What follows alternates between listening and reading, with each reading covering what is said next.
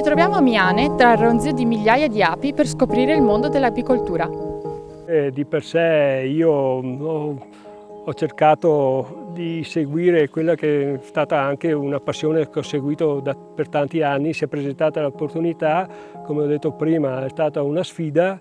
Credo di aver intrapreso la strada giusta. Un'indicazione che ci tengo a dire è che il fai da te non premia.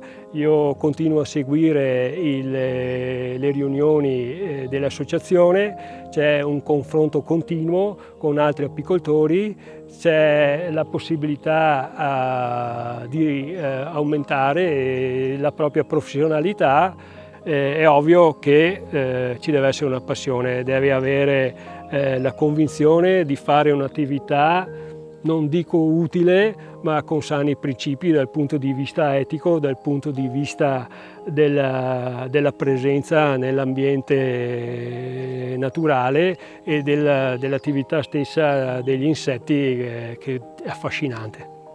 Beh, le arnie, come vedete, si identificano con dei nuclei, delle casette ben definite. C'è una parte centrale dove troviamo il nucleo, composto da 10 telaini, da nido, come vengono chiamati in gergo. All'interno, i fogli ceri, le api costruiscono le loro celle, dove l'unica regina presente per ogni nucleo depone le proprie uova. Le uova di per sé possono essere fecondate o non fecondate.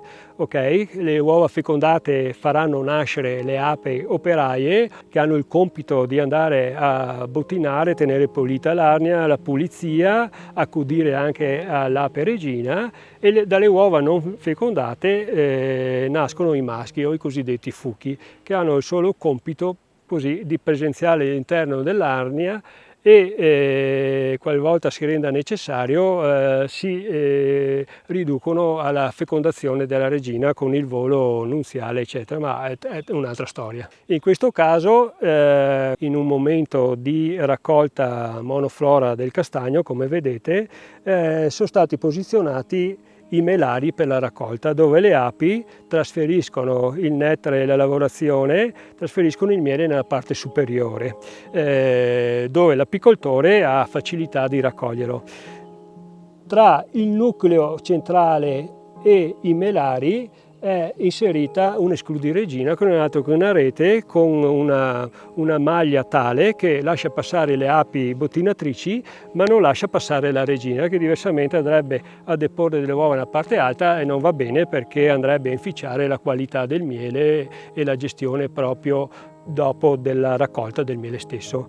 Sì, in realtà cosa succede? In questo caso qua, terminata la fluorescenza del castagno, quando non c'è più importazione, l'apicoltore provvede alla rimozione dei melari.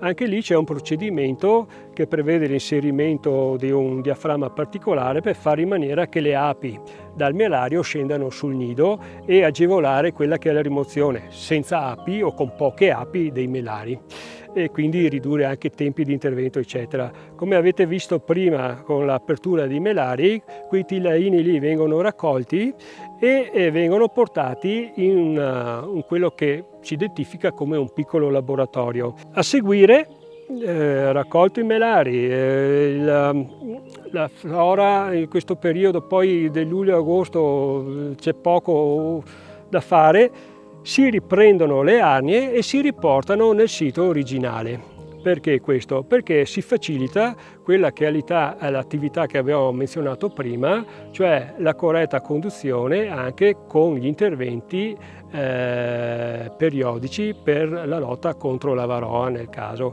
quindi il trattamento estivo con l'acido ossalico previsto dalle normative vigenti. L'attività di per sé è un po' articolata perché prevede il confinamento della regina, così come ci è stato insegnato dai tecnici apistici dell'associazione.